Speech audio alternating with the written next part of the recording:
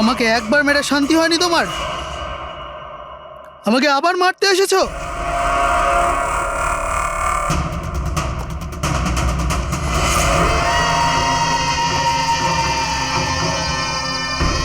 তুমি?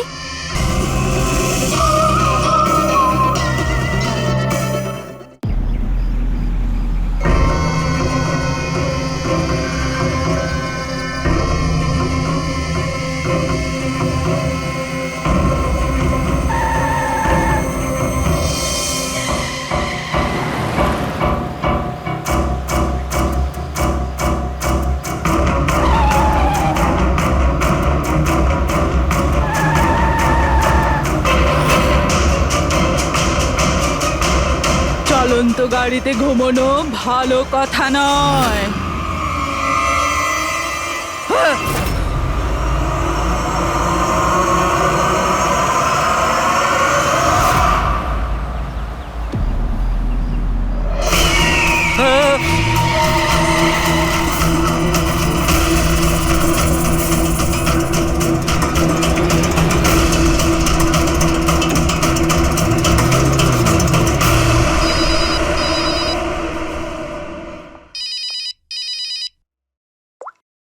হ্যাঁ বিনীত, লীলা help me, লীলা লীলা help me. কি হয়েছে বিনীত? তুমি এত টেনশনে কেন? লীলা এরা আমাকে মেরে ফেলবে। লীলা কে মেরে ফেলবে বিনীত? তুমি কার কথা বলছো? লীলা আই থিংক আমি জীবনে আর কখনো তোমার সাথে দেখা করতে পারবো না। লীলা বিনীত, বাজে বকা বন্ধ করো। কোথায় তুমি? তোমার এক্সাক্ট লোকেশন বলো। আমি সিবাস্টান রোডে আছি, পুরনো পোস্ট অফিসের কাছে। বিনীত, একটা কাজ করো, তুমি ওখানেই থাকো, আমি ট্যাক্সি নিয়ে এক্ষুনি তোমাকে ওখানে নিতে যাচ্ছি। হ্যালো লীলা। হ্যালো বিনীত, তুমি ঠিক আছো? আরে এই ফোনটাও না। হ্যালো লীলা। এই ফোনটাও এক্ষুনি কাটার ছিল।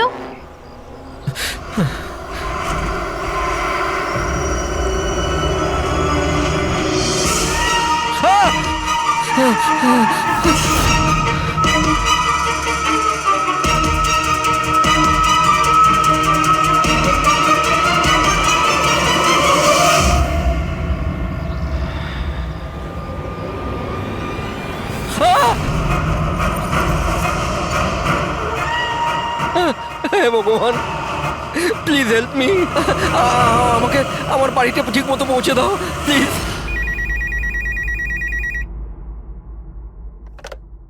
Hello, CID bureau. Hello ma'am. Ma'am please আমাকে হেল্প করুন। ম্যাম, আমার স্বামী এই মুহূর্তে খুব বড় বিপদের মধ্যে আছে। কি স্যার, কি হয়েছে নাকি ওনার? ম্যাম, ওর প্রাণ সংশয় হয়েছে, কেউ ওকে মারতে চায়। ম্যাম প্লিজ ওনাকে বাঁচিয়ে নিন ম্যাম, প্লিজ। উনি কি এখন আপনার সঙ্গেই আছেন? না ম্যাম, ম্যাম এই মুহূর্তে উনি ওনার গাড়িতে আছেন, ওই সাবস্টেশন রোডের পাশে, পুরনো যে পোস্ট অফিস আছে ওখানে। আচ্ছা শুনুন ম্যাম, দেখুন আমাদের দুজন অফিসার ওই এরিয়াতেই আছে।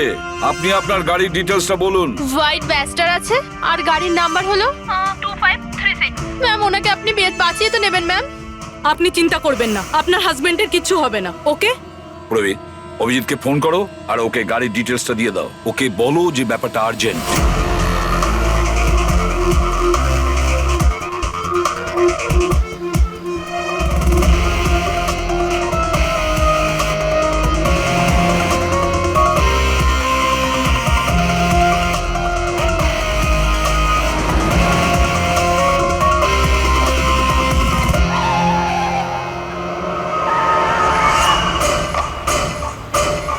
হ্যাঁ, এই নাম্বারটাই। ও গাড়ি এইভাবে কেন চালাচ্ছে? এ তো অ্যাক্সিডেন্ট করে দেবে।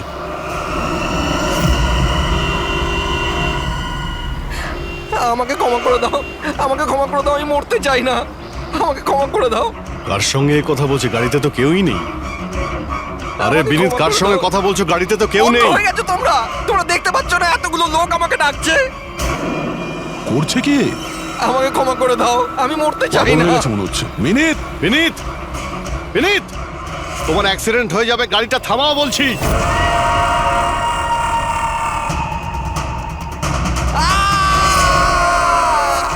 আঙ্কেল, আমার সাথে খেলো না, খুব মজা হবে। মিনিট, গাড়ি থামাও, সাইডে দাঁড় করাও।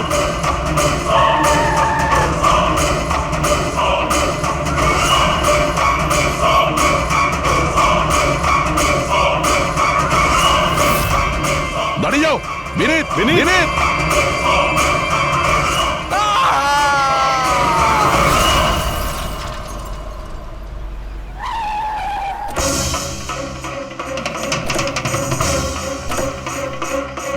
বিনীত ও নো, এ তো মারা গেছে। স্মেল আসছে।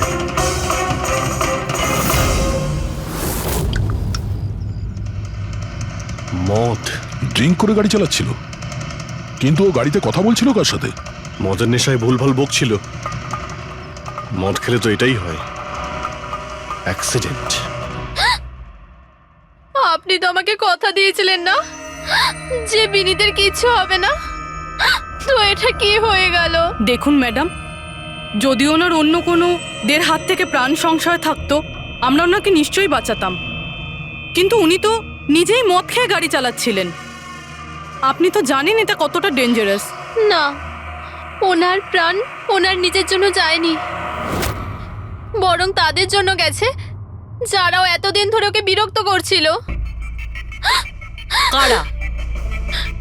সকাল সন্ধে ঘুমিয়ে জেগে সব সময় ওকে বিরক্ত করত।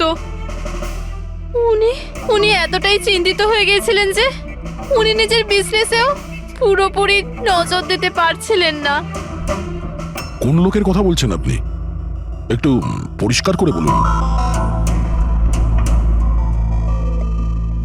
ম্যাম, বিনীতের মৃত্যু আমাদের সামনে হয়েছে, আর ওই সময় ও ছাড়া গাড়িতে কেউ ছিল না।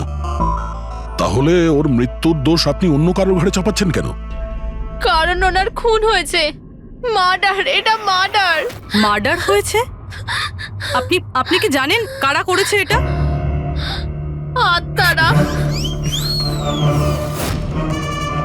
হতে পারে আপনারা ওই আত্মাটাকে দেখতে পাননি, কিন্তু বিনীত ওদের পরিষ্কারভাবে দেখতে পেত। সিআইডিরা আত্মাটাত্মায় বিশ্বাস করে না। আপনিও মানতেন স্যার, যদি আপনি 2 সপ্তাহ আগের ঘটনাটা দেখে থাকতেন। লীলা ওঠো, ওঠো লীলা, লীলা ওঠো। বিনীত, বিনীত,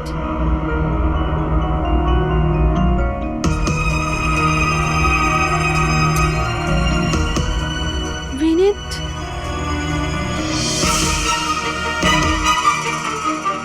বিনীত, কি হয়েছে বিনীত? ওই দেখো, আলমারির ওপরে। কি আছে ওখানে বিনীত? লীলা, আলমারির উপরে কেউ আমাকে দেখছে, আমাকে শুতে দিচ্ছে না। বিনীত, ওখানে কিচ্ছু নেই, কিচ্ছু নেই। তুমি না নিশ্চয়ই কোনো খারাপ স্বপ্ন দেখেছো। চলো শোবে চলো। আমি কোনো স্বপ্ন দেখিনি। ওই দেখো এখনো দেখছে আমাকে। তুমি কেন দেখতে পাচ্ছ না? বিনীত, ওখানে কিচ্ছু নেই। তোমার শরীর ঠিক নেই বিনীত, চলো তুমি এসে শুয়ে পড়ো, চলো। কিচ্ছু নেই বিনীত, তুমি না খারাপ স্বপ্ন দেখেছো, তার জন্য এরকম হচ্ছে। সরি সরি, আমাকে ক্ষমা করে দাও প্লিজ। 1 মিনিট। আর এই বিনীত কি কারণে ক্ষমা চাইছিল? এটা তো আমিও জানি না স্যার। বিনীত কাজ কি করতো? স্যার ওনার কোম্পানি হসপিটালে মেডিকেল ইকুইপমেন্ট সাপ্লাই করতো। আপনি শিওর যে ওই বিনীতকে খুন আত্মাই করেছে? স্যার আমার আগে তো এটা মনে হয়নি, কারণ না তো আমি কোনোদিন কোনো আত্মা দেখেছি, আর না কোনোদিন কোনো আওয়াজ শুনেছি। কিন্তু পরে আমার বিনীতের কথাই বিশ্বাস হতে লাগলো যে ও সত্যি কথা বলছে।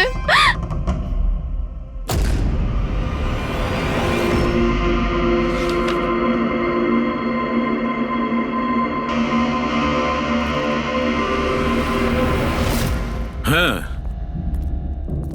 বস, এর মৃত্যুর একটাই কারণ চোখে পড়ছে, এর মাথার ওপর লাগা আঘাতটা, যেটা অ্যাক্সিডেন্টের কারণে লেগেছে। ঠিক তো ডক্টর সালুকে, আর কোনো কারণ নেই তো? হ্যাঁ, দয়া, ভিসারা স্যাম্পলকে চেক করা এখনো বাকি আছে, কিন্তু প্রাইমা ফেসি তো এটাই বলছে মৃত্যুর কারণ অ্যাক্সিডেন্ট। আর বস, এর রক্তের মধ্যে আমি অ্যালকোহল অনেকটা বেশি মাত্রায় পেয়েছি। ও, আমার মনে হচ্ছে সেই কারণেই ওর হ্যালুসিনেশন শুরু হয় আর ও ধাক্কা মেরে দেয়। তার মানে হলো এটা কোনো খুনের ব্যাপার নয়। আমরা চাইলেই ওদের বডিটা ফেরত দিয়ে দিতে পারি, যদি কোনো ডাউট থাকে সেটা ভিসেরা স্যাম্পল থেকে জানা যেতে পারে। কি জানি স্যার, আমার কেমন যেন মনে হচ্ছে যে এই কেস অতটা সোজা নয়। কারণ আমরা যখন লীলাকে জিজ্ঞাসা করলাম যে এই বিনীত কার কাছে ক্ষমা চাইছিল, তখন কথাটা এড়িয়ে গেল। আমরাও কি শেষকৃত্যে যাব নাকি? ওখানে আত্মীয়রাও থাকবে, বন্ধুরাও থাকবে, অনেকেই থাকবে।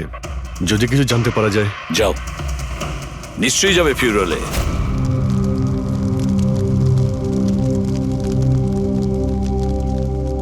ঠিকই হয়েছে, মরে গেছে। খারাপ লোকেদের সাথে এটাই হওয়া উচিত। তুমি একদম ঠিক বলেছো, এই ধরনের লোকের এরকমই মৃত্যু হওয়া উচিত। ব্যাস, আর ওই দিনটার অপেক্ষা করছি যেদিন ওই দুজনেরও চিতা জ্বলতে দেখব। ওই দিন আমি তোমাদের দুজনকে অনেক বড় পার্টি দেবো। কি সমস্যা কি তোমার? হ্যাঁ, এখানে একটা শোক পালন করার জায়গায় উৎসব পালনের কথা বলছো তোমরা? কেন করবো না উৎসব? আরে আসল উৎসব তো সেদিন হবে যেদিন এই দুজনেরও চিতা জ্বলবে। ওরা দুজনে চিতায় উঠুক কি না উঠুক, তুমি সিআইডি রাতে ঠিকই আসবে। স্যার, আপনারা যদি সিআইডির লোক হন তাহলে অপরাধীদের সাহায্য করার বদলে আমাদেরকে ন্যায় বিচার দেওয়া উচিত। এক মিনিট, কি বলতে চাও পরিষ্কার করে বলো। স্যার, আমার নাম পুনিত, আর আমার বাবা পার্পল হসপিটালে ভর্তি ছিল। ভেন্টিলেটরে ছিলেন। ডাক্তারবাবু, নার্স, ডাক্তারবাবু কোথায়? Relax. আমার বাবা মারা যাবে এক্ষুনি। প্লিজ ডাক্তারবাবুকে বলুন। কি হয়েছে? কেন চিৎকার করছেন? চিৎকার করবো না তো কি করবো?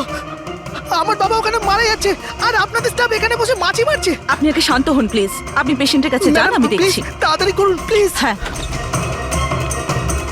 ম্যাম, একটা ঘটনা ঘটে গেছে। কি সমস্ত হয়েছে? ভেন্টিলেটর এক এক করে বন্ধ হচ্ছে। কি? হ্যাঁ ম্যাডাম, আমাদের দুজন ডাক্তার ম্যানুয়ালি অক্সিজেন দেওয়ার চেষ্টা করছে। ম্যাডাম, সবার সাথে এরকম হওয়াটা ঠিক নয়। যদি ভেন্টিলেটর ঠিক না হয় তাহলে পেশেন্টরা মরে যাবে। আরে আস্তে বলো। আরে এটা হসপিটালের রেপুটেশনের ব্যাপার। এটা যদি পেশেন্টের বাড়ির লোকেরা জানতে পারে না তাহলে একটা ঝামেলা হয়ে যাবে। ডক্টর, আপনারা প্লিজ 2 মিনিট সময় দিন, আমরা সলিউশন বার করছি। ম্যাম, এক এক করে সব ভেন্টিলেটর বন্ধ হয়ে যাচ্ছে। তুমি যাও, বাকি ওয়ার্ডসগুলো চেক করো, যাও। Okay ma'am.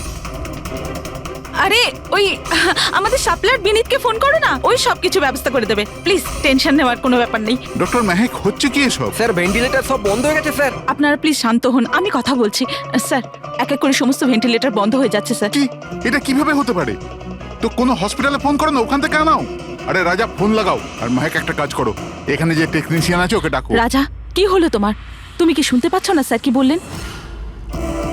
আপনারা কি ডিসকাস করে টাইম ওয়েস্ট করছেন? আমার বাবা মারা যাবে ওখানে। আপনি প্লিজ কিছু একটু করুন, শান্ত হন, please। আমরা এক্ষুনি যাচ্ছি please. Ma'am, sir, very bad news. 2টো পেশেন্টের জীবন চলে গেছে। 5টা পেশেন্ট খুব ক্রিটিক্যাল অবস্থায় আছে। স্যার, আজ আমাদের পরিবারের লোক আমাদের সাথে নেই। এর জন্য দায়ী শুধুমাত্র এই 3জন লোক, বিনীত, মেহেক আর রাজা। আচ্ছা, এই বিনীত তো ইকুইপমেন্ট সাপ্লাই করতো, তাই না? হ্যাঁ স্যার। আর বাকি দুজন? স্যার, যেদিন এই ঘটনাটা ঘটেছিল সেদিন মেহেক ডক্টর ইনচার্জ ছিল, আর রাজা হসপিটালে অ্যাডমিন সামলাতো। আচ্ছা, এনারা দুজনই কি শুধু হসপিটাল থেকে এসেছেন নাকি ওখান থেকে আরো অনেকে এসেছেন? এসছে স্যার, ওই হেড নার্স পরিণীতা, ওই শেখর যে মেনটেন্যান্সে ছিল, আর উনি ডক্টর কেদার, এই হসপিটালের মালিক। ঠিক আছে, এখন শান্ত হয়ে যাও। আমরা এই মামলার গভীরে যাব। যদি তোমার বাবার সঙ্গে কোনো অন্যায় হয় তো ন্যায় বিচার তুমি নিশ্চয়ই পাবে।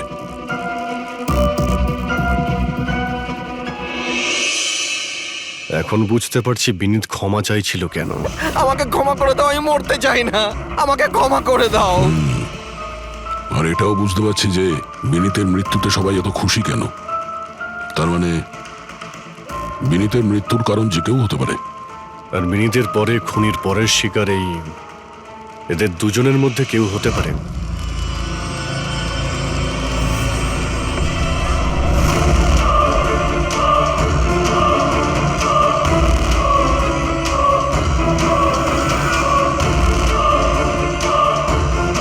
আমাকে ক্ষমা করে দাও। তুমি আমাকে কেন মরতে দিলে? আমার পিছু নিও না।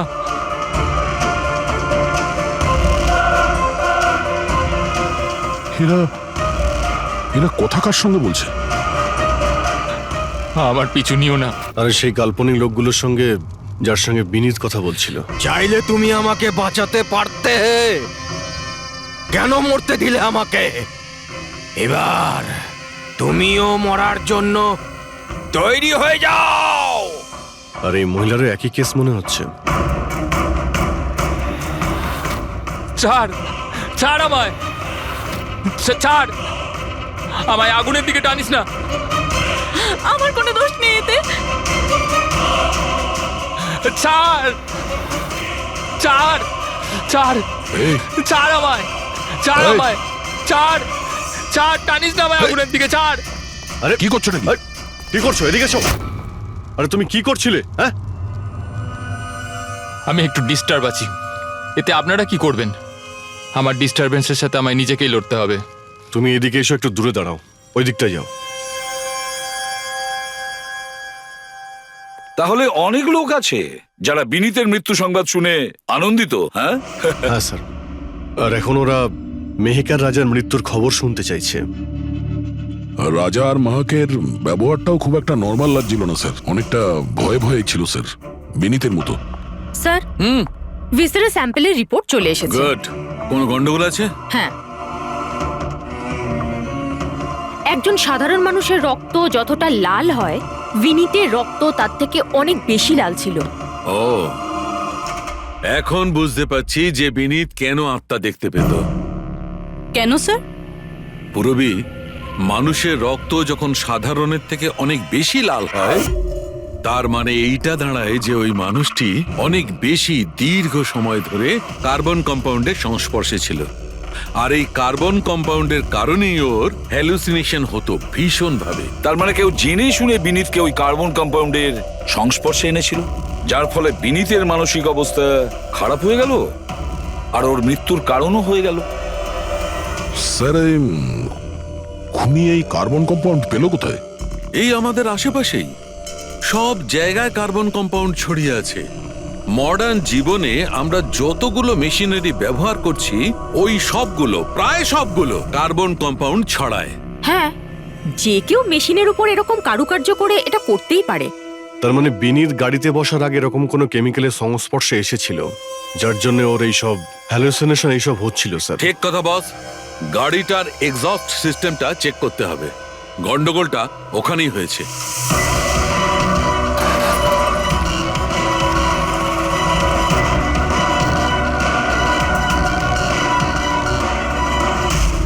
সালুঙ্কে স্যার তো ঠিকই বলছিলেন স্যার, পেট থেকে তো কেমিক্যাল বেরিয়ে আসছে। একটা কথা তো তাহলে ঠিক পঙ্কজ, ওই আত্মা টাত্মা বলে কিচ্ছু ছিল না। স্যার, তার মানে এখন খুনের নিশানায় দুজন রয়েছে, রাজা আর মেহেক।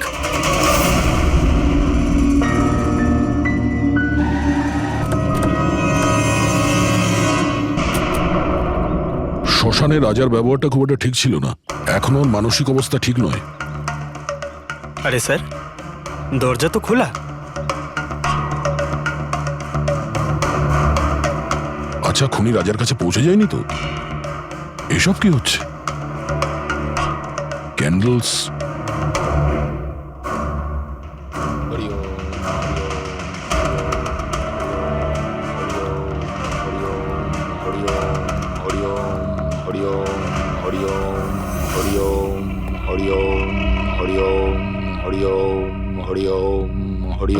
রাজা,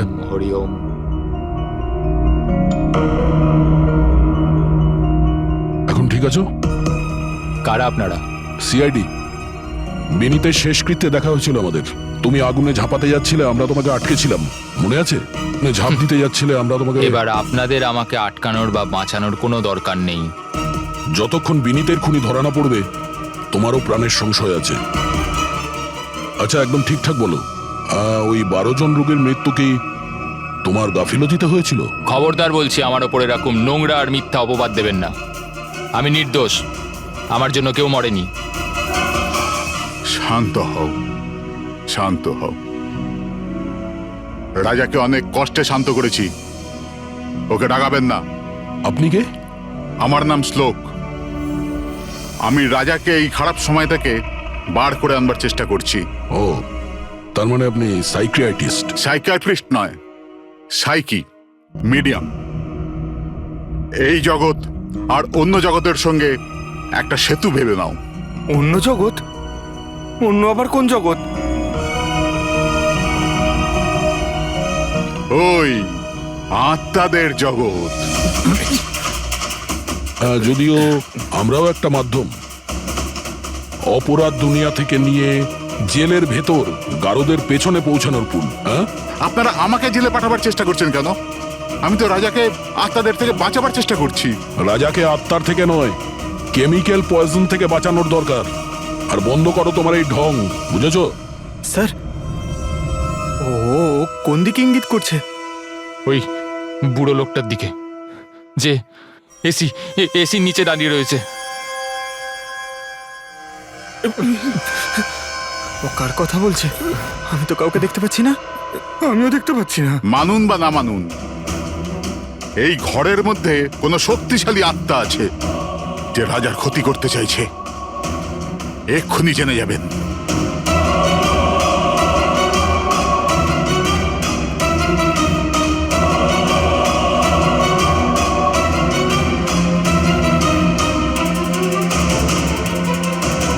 মিটার দিয়ে আত্মা দেখা যাবে?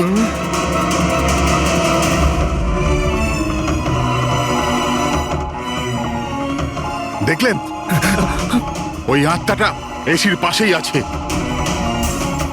আমার ইএমএফ মেশিন মিথ্যে বলবে না।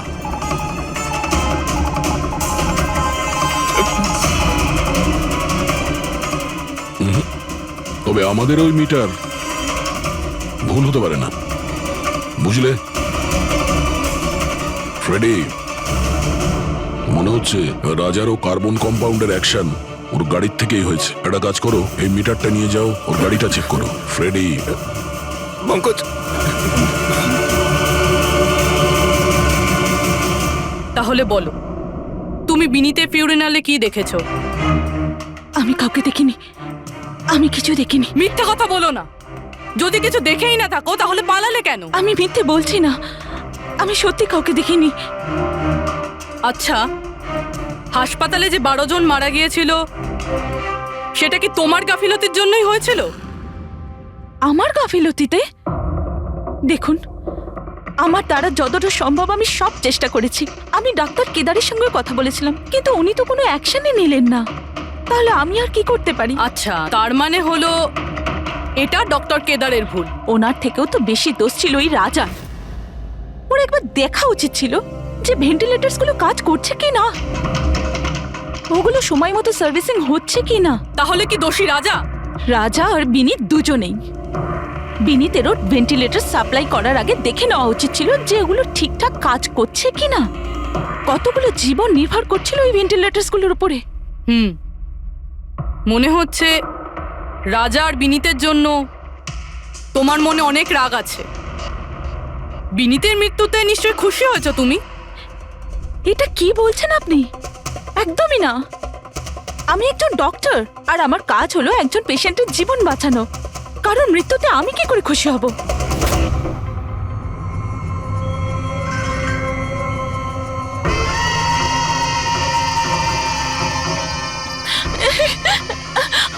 আমার এসে গেছে, আমার এসে গেছে। কিন্তু কিন্তু এখানে তো কেউই নেই। পিছনে। আরে এখানে কেউই নেই। দেখো, তুমি ভয় পেও না। যতক্ষণ আমি আছি তোমার কিছু হবে না, ঠিক আছে?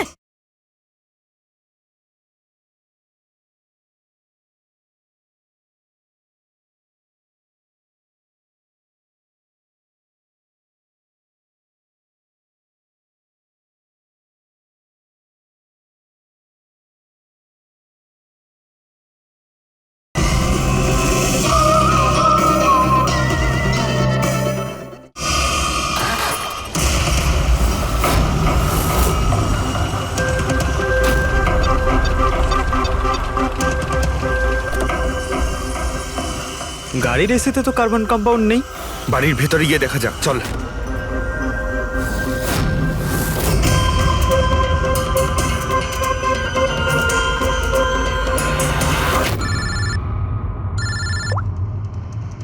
হ্যাঁ পুরবী,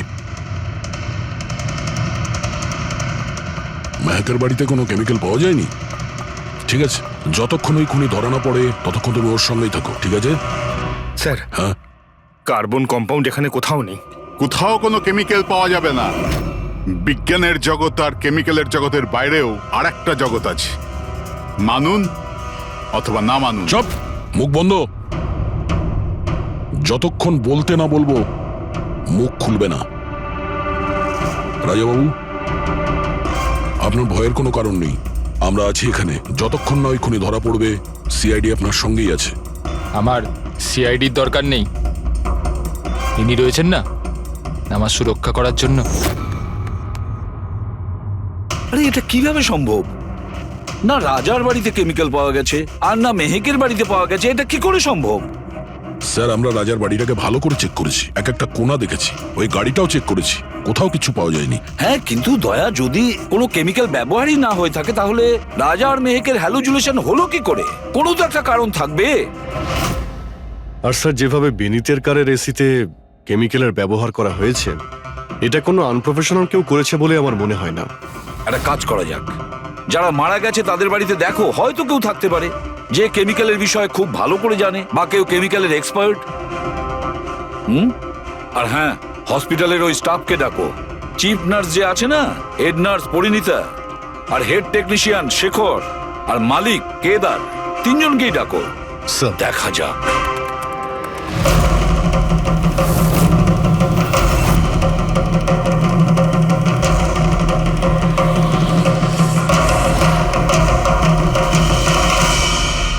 তোমার নাম শেখর, তাই তো? Yes sir. হসপিটালের হেড মেকানিক, মেইন টেকনিশিয়ান। তার মানে হসপিটালে যদি কোনো মেশিনে প্রবলেম হলে সবার প্রথমে তোমার কাছে খবর আসে। হ্যাঁ স্যার, ঠিক। তাহলে হসপিটালের ভেন্টিলেটর খারাপ ছিল সেটা তুমি জানতে না? স্যার, প্রথম থেকেই জানতাম। তাহলে কেন কিছু করনি? কাউকে কিছু বলনি কেন? হ্যাঁ স্যার, এতে আমার কোনো দোষ নেই। তাহলে কার ভুল ছিল? স্যার, আমি প্রথমেই মেহেককে ভেন্টিলেটরের ব্যাপারে বলেছিলাম যে ভেন্টিলেটরসে প্রবলেম আছে আর যে কোনো সময় খারাপ হতে পারে। এটা তুমি ভেন্টিলেটর বন্ধ হওয়ার আগেই জানিয়েছিলে? ইয়েস স্যার, এক সপ্তাহ আগে। ম্যাম, আমি আপনাকে একটা নোটিশ পাঠিয়েছিলাম, ওয়ার্ডের ভেন্টিলেটরগুলো ঠিকমতো কাজ করছে না। ও, আমি তোমার চিঠিটা পড়েছি শেখর, তুমি টেনশন নিও না, আমি কিছু একটা করছি। কিন্তু ম্যাম, ব্যাপারটা খুব আর্জেন্ট। হ্যাঁ হ্যাঁ, আমি জানি।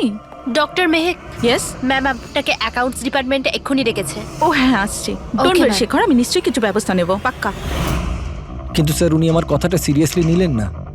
হ্যাঁ, মেহেক ভেন্টিলেটরস খারাপ হওয়ার সময় পেশেন্টদের বাঁচানোর খুব চেষ্টা করেছিল, কিন্তু রাজা স্যার এত ঘাবড়ে গেলেন যে কিছু করতেই পারলেন না। শেখর বাবু, তুমি কতটা সত্যি বলছো আর কতটা মিথ্যে সেটা তো আমরা জেনেই নেব। স্যার, মেহেকের কোনো ভুল ছিল না। ও ভেন্টিলেটর খারাপ হওয়ার কথা আমাকে প্রথমেই বলে দিয়েছিল। তারপর আপনি কি করলেন? স্যার, আমি হসপিটালের অ্যাডমিন হেডকে বলে দিয়েছিলাম, রাজাকে, কারণ হসপিটালের যতগুলো মেশিন আছে সেগুলো দেখাশোনার দায়িত্ব অ্যাডমিন হেডেরই। তাহলে এই সমস্ত কিছু আপনি রাজাকে বললেন আর আপনার দায়িত্ব শেষ হয়ে গেল। আপনি তো এই হসপিটালের মালিক, তাই না? তাহলে এভাবে দায়িত্ব শেষ হয়ে যায় কি করে আপনার? স্যার, আমি আমার দায়িত্ব পালন করেছি, সেই জন্য তো আমি নিজে গিয়েছিলাম রাজার কেবিনে। রাজা। হ্যাঁ স্যার। এসব কি করছো? আরে এগুলো দরকারি নয়। এতগুলো রোগীর শ্বাস প্রশ্বাস ভেন্টিলেটরের সাহায্যেই চলছে, আর তুমি এখানে বসে আছো। আরে কিছু করো। হ্যাঁ স্যার, আমি এক্ষুনি সাপ্লাইয়ের সাথে কথা বলে ভেন্টিলেটর চেঞ্জ করে দিচ্ছি। প্লিজ প্লিজ তাড়াতাড়ি করো। স্যার, আমি বুঝতে পারছি না যে ও ভেন্টিলেটর কেন পাল্টালো না। আমি অবাক হচ্ছি স্যার যে কেউ কেদারবাবুর দিকে আঙুল তুলছেন না। সবাই রাজা, বিনীত আর মেহেকের পিছনে পড়ে আছে। সেটাই তো, হসপিটালের মালিক না কেদার বাবু? তাহলে এই সমস্ত কিছুর দায়ভারও কেদার বাবু আপনার। কিন্তু স্যার, এবারে আমি নিজে গিয়ে তো ঠিক করতে পারি না ভেন্টিলেটর। স্যার, আমার কাজ হলো কনসার্ন ডিপার্টমেন্টকে ইনফর্ম করা, আর আমি সেটা করে দিয়েছিলাম। বরং আমি বিনীতের সঙ্গে নিজে কথা বলেছিলাম। আমি ওকে বলে দিয়েছিলাম যে যদি এগুলো রিপেয়ার করা যায় তো রিপেয়ার করুক, না হলে চেঞ্জ করে দিক। কিন্তু ও কোনো অ্যাকশনই নিল না। এ কোনো অ্যাকশন নেয়নি, সে কোনো অ্যাকশন নেয়নি। আপনি কি অ্যাকশন নিয়েছিলেন? আর দোষ দিচ্ছেন বিনীতকে, যে কিনা মারা গেছে, বা রাজার, যে উত্তর দেওয়ার পরিস্থিতিতে নেই। স্যার, যেটা সত্যি ছিল ওটা আমি আপনাদের বলে দিলাম। সেটা এবার মানবেন কি মানবেন না স্যার, আপনাদের ব্যাপার। পরিণীতা, স্যার। হসপিটালের হেড নার্স। তাহলে তুমি হসপিটালের ব্যাপারে নিশ্চয়ই সবকিছু জানো। হ্যাঁ স্যার। তাহলে এবার সত্যি করে বলো, এই যা কিছু হয়েছে কার গাফিলতির কারণে হয়েছে? তাড়াতাড়ি বলো।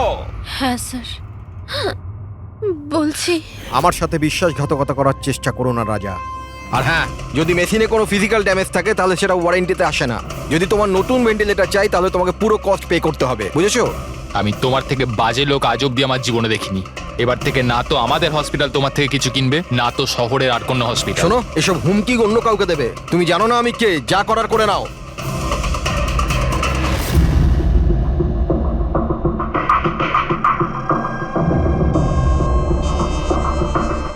এই যা কিছুই হয়েছে এই রাজা আর বিনীতের ঝগড়ার কারণেই হয়েছে। দুজনের ঝগড়াতে স্যার এতগুলো লোকের প্রাণ চলে গেল। তবে নতুন ভেন্টিলেটরের ব্যবস্থা রাজার করা উচিত ছিল। স্যার, এই রোগীদের পরিবারের মধ্যে 3 জন এমন আছে যারা কেমিক্যাল ইঞ্জিনিয়ারিং করেছে। আচ্ছা, 3 জন? তাহলে ওদের ঠিকুজি কুষ্টি বের করো, দেখি কি আছে।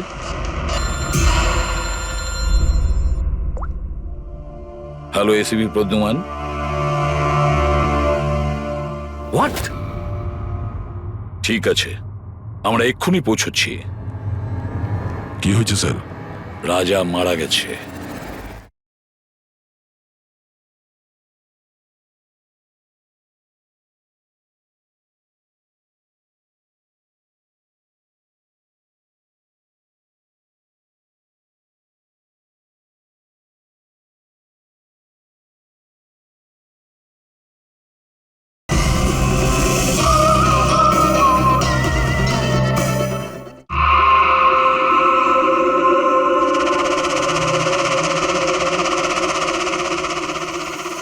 দয়া, এর মৃত্যু তো মাথায় চোট লাগার কারণেই হয়েছে।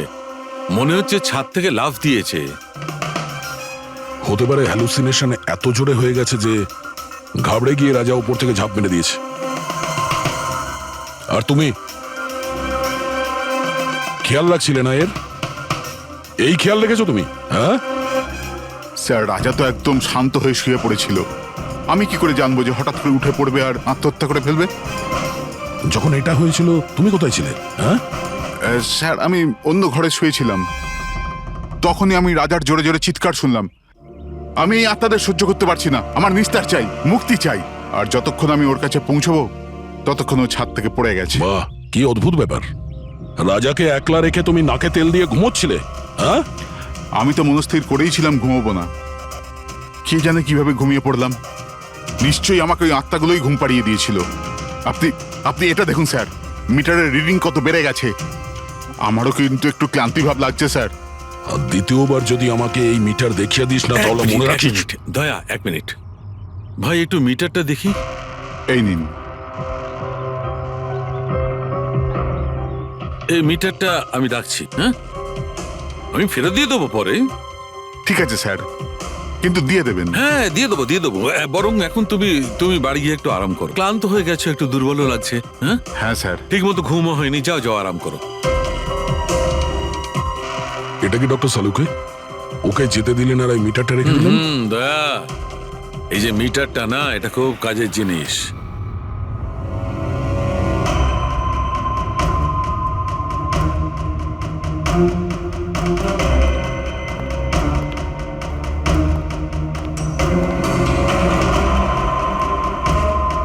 এই ঘরটা চেক করছি।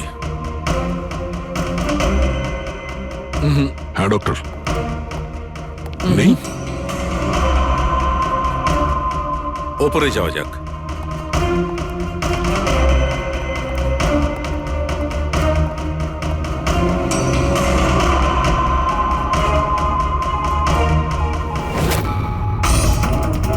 আরে সালুঙ্কে স্যার, সাবধানে! এই নিডলটা তো একেবারে জঙ্গলি ঘোড়ার মতো দৌড়চ্ছে। মাই গড, আমরা এখানে এইভাবে দাঁড়িয়ে থাকতে পারি না দয়া। আমাদের প্রোটেক্টিভ পোশাক পরতে হবে। Protective gears? ওটা কি কারণে ডক্টর? আরে দয়া, আমাদের সুরক্ষার জন্য।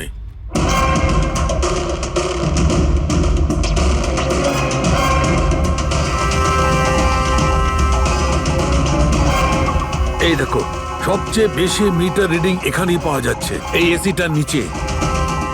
মনে স্যার ওই পঙ্কজ, খবরদার খবরদার যদি আত্মার নাম নিয়েছো। স্যার এই মিটারটা কোন দিকে ইঙ্গিত করছে? বলছি বাইরে চলো, বাইরে চলো।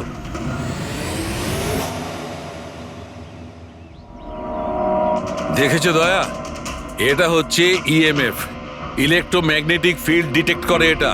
ইলেকট্রোম্যাগনেটিক ফিল্ডস, এগুলো তো আজকাল সব ইলেকট্রিক অ্যাপ্লায়েন্সের মধ্যে হয় ডক্টর, টিভি, ফ্রিজ এর একদম মধ্যে। ঠিক দয়া, কিন্তু ওই অ্যাপ্লায়েন্স গুলোর ইএমএফ হিডেন থাকে, লুকোনো থাকে, যাতে মানুষের উপর খারাপ প্রভাব না পড়ে।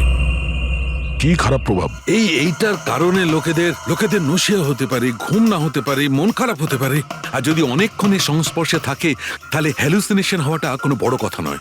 ও, তার মানে রাজার এই হ্যালুসিনেশন কোনো কেমিক্যালের জন্য হয়নি, নিজের ঘরের ইলেকট্রনিক জিনিসপত্রের জন্যই হয়েছে, কারণ ওগুলোর ইএমএফ ঢাকা ছিল না। একদম। তার মানে কেউ জেনে বুঝে এগুলোকে গন্ডগোল করে দিয়েছে। হতে পারে দয়া, এমনিতেই রাজা মনে মনে খুব কষ্ট পাচ্ছিল, খুব দুঃখ পেয়েছিল রোগীদেরকে বাঁচাতে পারেনি বলে, সেই জন্য হ্যালুসিনেশন ওর কাছে আফসোসের রূপে ধরা দিয়েছিল। হতে পারে এই অনুতাপের জন্য বিনীতেরও মৃত্যু হয়েছে। একদম ঠিক। আর ওই অশোক, ওরও দুর্বলতা সেই জন্যই মনে হচ্ছিল, যেহেতু ও এই ইএমএফ এর সংস্পর্শে অনেকক্ষণ ছিল। এখানে ওই কার্বন কম্পাউন্ড পাওয়া যায়নি বাড়িতে। এটা কি করে দেয়? কারণ এখানে তো ইএমএফ এর ব্যবহার হচ্ছিল, আর সবচেয়ে বেশি রিডিং উঠছিল বেডরুমে এসির কাছে। তার মানে বেডরুমের এসিতে কোনো কারুকাজ করা হয়েছে। তাহলে তো মেহেকের বাড়িতে ওই ইএমএফ হনো। আমার তাড়াতাড়ি পূরবীকে ইনফর্ম করতে হবে।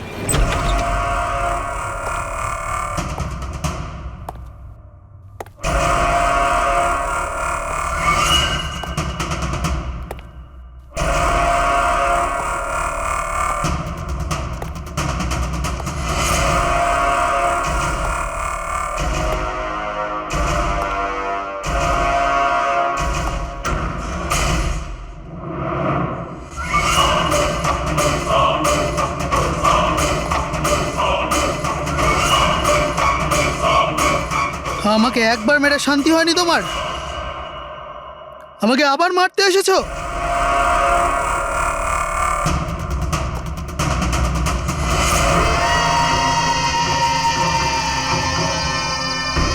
তুমি?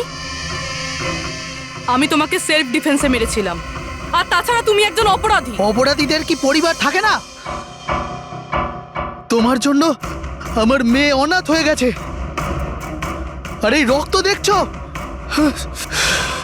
সব তোমার জন্য। আমি আর তোমাকে ছাড়বো না।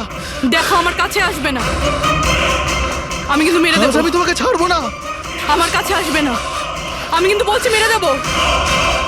আমি বলছি আমার কাছে আসবে না, আমি মেরে। পূরবী, কি করছো তুমি? ছাড়ো এটা। স্যার, ওই লোকটা। কি? স্যার এখানে। স্যার ওনাকে ধরুন, উনি আমাকে মারতে চান। এক মিনিট, আগে এখান থেকে বাইরে চলুন, তাড়াতাড়ি চলো, প্লিজ তাড়াতাড়ি, প্লিজ তাড়াতাড়ি, ফাস্ট। এই হলো সেই তিনজন যাদের সম্পর্ক কেমিক্যাল ইঞ্জিনিয়ারিং এর সঙ্গে আছে, সুহাস, দীপক আর কিশোর। খুনি এদের মধ্যে যে কেউ হতে পারে। না অভিজিৎ, কারের এসিতে কেমিক্যাল ফিক্স করাটা অন্য ব্যাপার, আর ইলেকট্রোম্যাগনেটিক ফিল্ডকে এত চাতুর্যের সঙ্গে ব্যবহার করাটা অন্য কথা। আমার মনে হচ্ছে ও এমন একজন লোক যার সায়েন্সে, মেডিকেল সায়েন্সের উপর খুব ভালো দখল আছে, হয়তো কোনো ডক্টর অথবা সায়েন্টিস্ট। যেই করুক, সে ইলেকট্রোম্যাগনেটিক ফিল্ড ভালো মতন ব্যবহার করেছে, যাতে মেহেক আর রাজা ওরা দুজনেই যাতে ইএমএফ এর সংস্পর্শে থাকে। হতে পারে হসপিটালে ওরা দুজন নিজেদের কাজ করছিল, তখনও এই ইএমএফ ওখানে উপস্থিত ছিল। তাহলে স্যার হতে পারে হসপিটালের কোনো মেশিনের সাথেও গন্ডগোল করা হয়েছে। নিশ্চয়ই দয়া, নিশ্চয়ই। আর এটা ওই করেছে, হসপিটালের ভেতরেরই কেউ। তাহলে এই হলো সেই জায়গা যেখানে মেহেক আর রাজা বসতো। হ্যাঁ স্যার। আর কে কে যাওয়া আসা করতো এখানে? স্যার শুধু স্টাফেদেরই ভেতরে যাওয়ার পারমিশন ছিল, তাও যদি কোনো কাজ থাকতো তাহলে। মানে বাইরের কেউ এখানে ঢুকতেই পারতো না? না স্যার, এমনকি রুগীদেরও এখানে ভেতরে আসার অনুমতি ছিল না। তার মানে তো এটা বোঝা গেল যে স্টাফেদের মধ্যেই কেউ, মানে আপনাদের মধ্যেই কেউ একজন খুনি। এ আপনি কিভাবে বলতে পারেন? এটা আমরা বলছি না, এটা এই ইএমএফ মেশিনটাই আমাদের সবকিছু বলে দিয়েছে। আর এই ইএমএফ মেশিনের হিসাবে এই এসির সাথে কোনো গন্ডগোল করা হয়েছে। তার মানে রাজা আর মেহেককে মারার চেষ্টা করা হয়েছিল, কিন্তু বেচারা রাজা মারা গেছে। এসির সাথে গন্ডগোল? কি বলছেন আপনি? আমি তো কিছু বুঝতেই পারছি না। এই কথাটা এই রুমে থাকা শুধুমাত্র সেই বুঝতে পারবে যে নিজেই খুনি। আর ও আজ এখানে প্রোটেক্টিভ গিয়ার পরে এসছে, যাতে ইলেকট্রোম্যাগনেটিক ফ্রিকোয়েন্সিতে তার কোনো ক্ষতি না হয়, তাই তো? কি কে সে?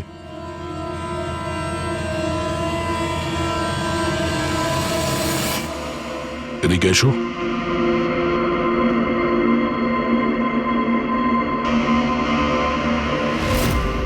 ফ্যাশন সেন্স তো তোমার খুব ভালো, শেখর।